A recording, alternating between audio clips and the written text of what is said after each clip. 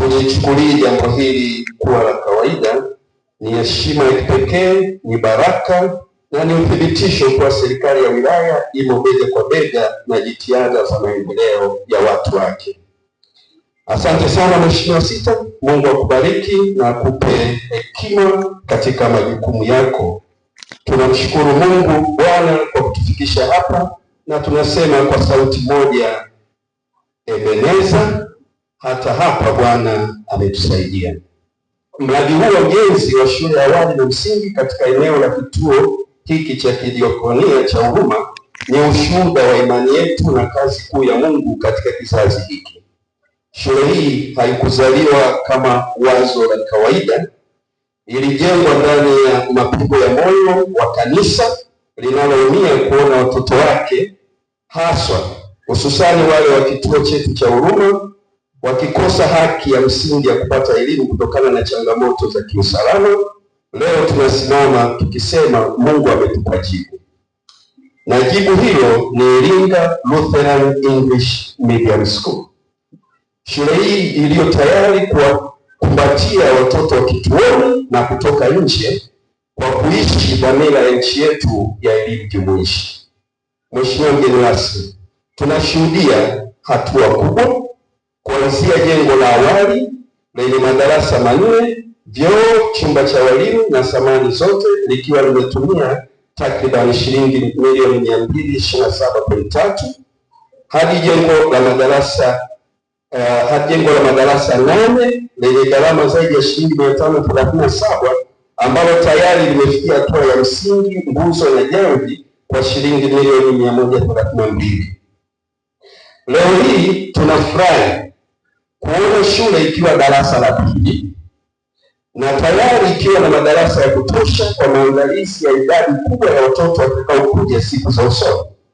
Kwa macho yetu tunaona mwamko wa tumaini na kwa mioyo yetu tunaona kesho iliyo salama.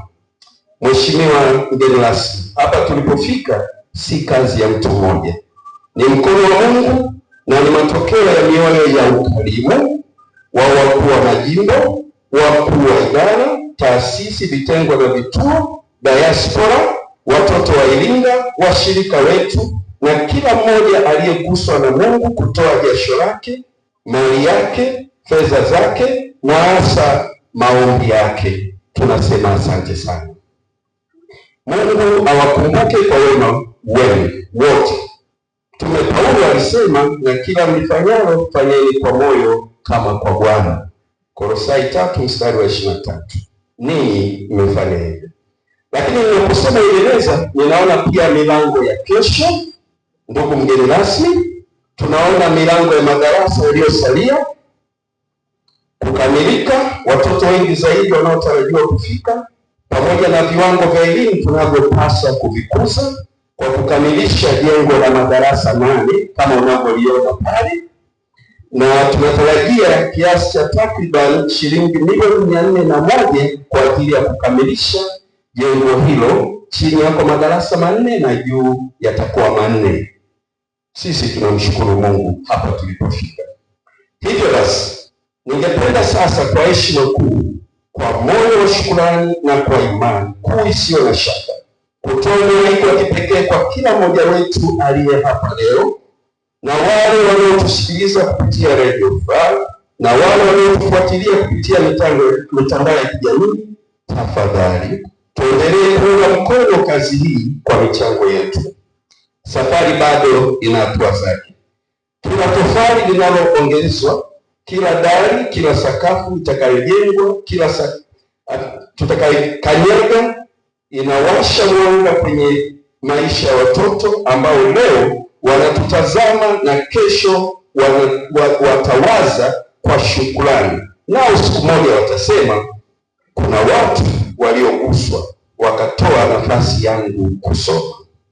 Kila shilingi utakayotoa leo ni mbegu.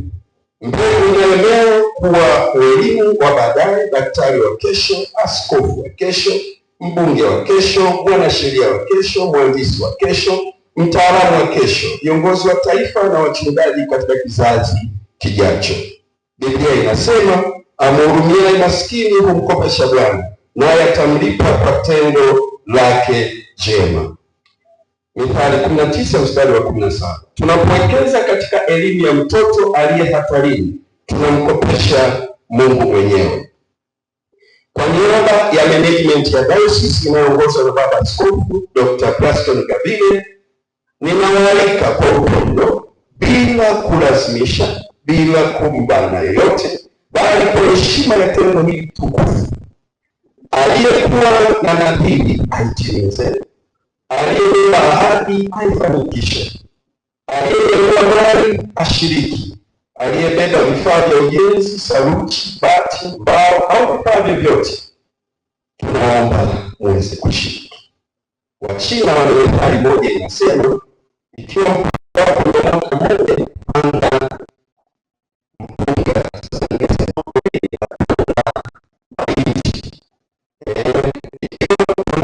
miaka 10 asipanda miti, lakini anasema kama mtoto wako ni wa miaka 100, wekeza katika elimu ya mtoto. Tunachora alama ya miaka 100 katika historia ya kizazi, kanisa na taifa. Tunapanda mbegu za hekima, maarifa na maadili na hofu ya Mungu. Mheshimiwa mgeni rasmi, kwa heshima kuu, kwa unyenyekevu na kwa shukrani kwetu, tunakuomba utusaidie kuongoza mara mbili ili kufikia lengo hilo.